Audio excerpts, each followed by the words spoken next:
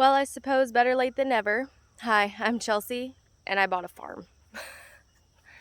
6 weeks ago, me and my husband moved out of town into the county and bought a 5-acre plot of a completely rundown, forgotten about farm.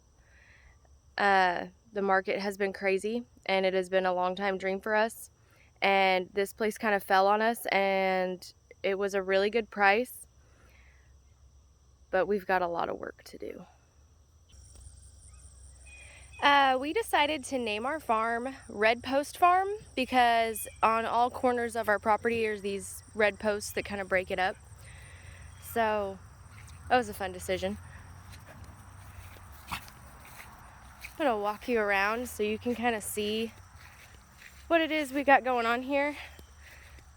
The land that we have is really interesting because it is heavily wooded, but at the same time extremely open. So there is that. This all obviously needs to get cleaned out, chopped up, but you know, only 87 projects at a time, please.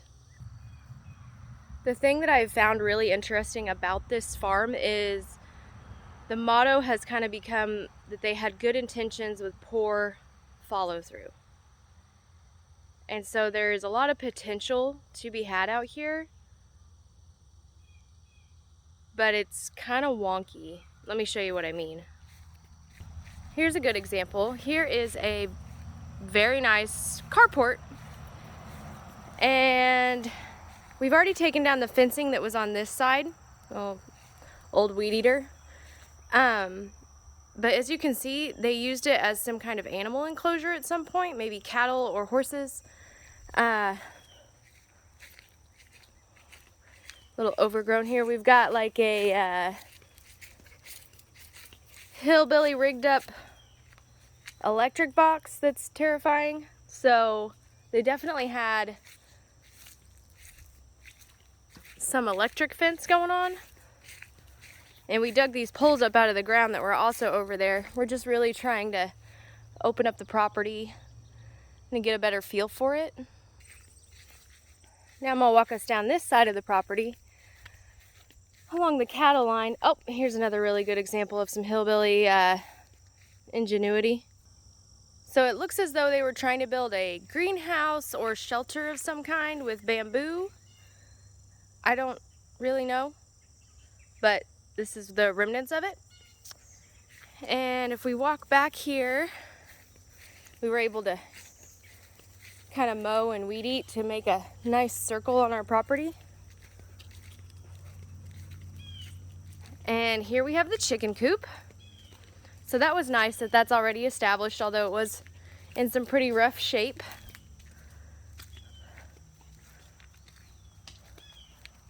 So this was the door that was on the chicken coop. And this is the door that my adorable dad built for me so that we could get working on it. So take you inside the chicken coop. So they already have it like PVC piped. I've tried to clean this off, but that's not going super well. It just catches everything. So yeah, stay tuned on what I figure out about that. So not bad. We've weed eated this. I'm gonna plant something for them to eat because they definitely want my chickens to have plenty of food and like natural stuff that they can eat. So, and here. This is the inside of the chicken coop that I've been working on. I have obviously swept it out, cleaned it, put in new bedding, which I need to go buy some more of. We got a roost going. We still need to put in our nesting boxes, but it's coming along pretty well. And I think that the chickens will be super happy in here when they show up. Mass chaos. It's a little sketchy around here. On this side of the property, we really wanted to do more weed eating and more brush hogging and more clearing. It's been a lot to do, and me and my husband both work full-time, so as of right now it's like a let's do it at night and on the weekends, and there's only so much you can do when it's summer and your kids are home and they want to do fun things too. So here we have our bamboo forest. Little cray-cray. Another fence. Surprise, surprise. And we just have decided not even try to clear this dude out this year. It's just so thick, and the bugs are really bad, and snakes, and I don't even know what else kind of critters would be in there. So we're just gonna wait till fall when everything starts to die, and then we'll kind of tackle that project. Good intentions, poor follow through. And yeah, so moving on. So over here we have this shed that the chicken coop is built onto the back of. You can see I've been working on it. Working on staining it and redoing the windows. I cleaned it out, which was terrifying because it had uber amounts of bugs in it, and I am not a bug girl. I'm squeamish. And I came in here and painted the floor, and we've been working on getting it all cleaned up. Still have some work to do on that because my husband obviously needs a workshop for all of the ridiculous amounts of lists of things I need for him to build me.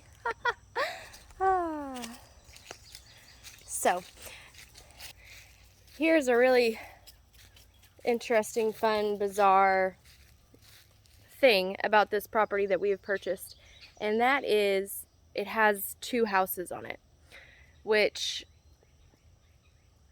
honestly we needed 2 houses, which sounds peculiar, I know, but I own a catering business, and right now I rent an industrial kitchen to do everything out of, and long term I would love to have my own kitchen, and that way I would never have to leave the property, and I could work here and just have everything more accessible to me and make my life a lot easier.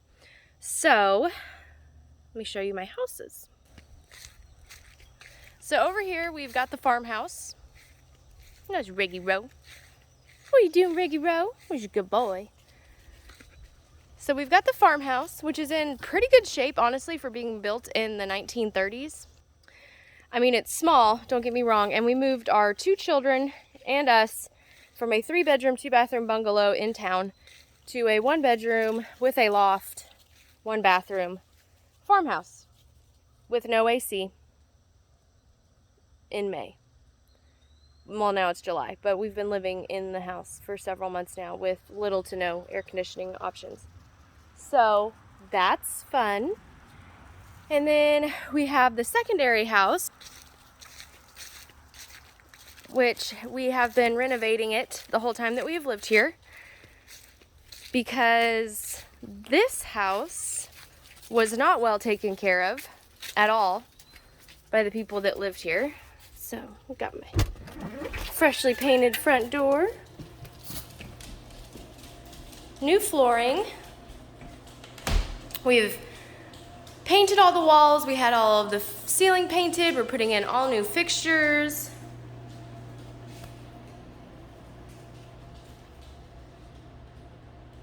Start my bedroom. We are retiling the bathrooms, renovating everything. So that's a slow moving process. Again, you know, to get everything done, but that's all right. My new farm sink. And here's our kitchen, which we're got stuff everywhere. And then our children's bedrooms, which will eventually be the kids' bathroom. I knew what I meant. So that's a good time. And then we come out to the bottom part of the property.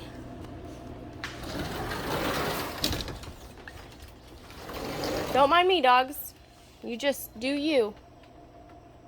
What a mess. So, and then we come out on the second house, which will eventually be our permanent home. We've got this giant deck. Sorry about all of my stuff. Like I said, it is what it is. The other side of the bamboo forest adventure. Oh, look. Hello, little buddy. Good morning. For some reason they built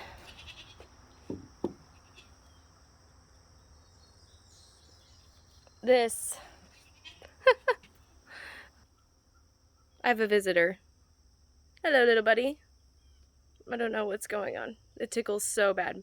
Anywho, and so we have got this privacy fence on the back deck, which bothers me immensely because I want to be able to see my property. So this will all be coming down eventually.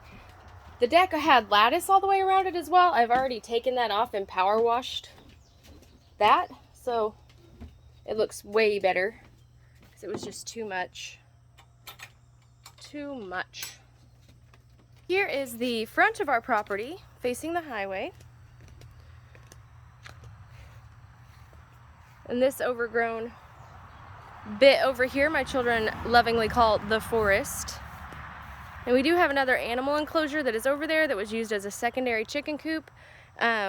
We did have this brush hogged earlier this year, but we just have not been able to keep up on it. You can see where I've tried to weed eat and spray, but it's just growing wild right now. It's so hot and humid and it keeps raining, and so it's just encouraging everything to grow. So again, that will be this fall's project. Right now we're just really focused on getting the big house done so my kids can have their rooms back and we can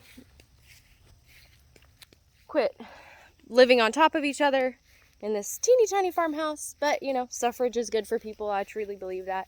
Got to get a little uncomfortable. And then down here on the bottom of the property, we Mr. Fat Thor, who is a goat that was left here by the previous owners. He was not my goat, but we've taken him on. And it's been interesting because my dogs have never seen a goat, so their relationship is strayed, to say the very least. Poor little guys. Hopefully everybody warms up to each other as time goes on. So far that's not happened yet though. I don't blame them. All right. The bottom half of our property, which goes to that red T-post over there. So in all, the property is a perfect rectangle. And we have this field out here, which we'll eventually want to run some cows in, but we'll have to have it brush hogged this fall, along with everything over here. And it's like a lot on the brush hogging thing. But the crazy part is that the day that we bought this property, we physically could not get on the property because that's how long it had been since it had been mowed.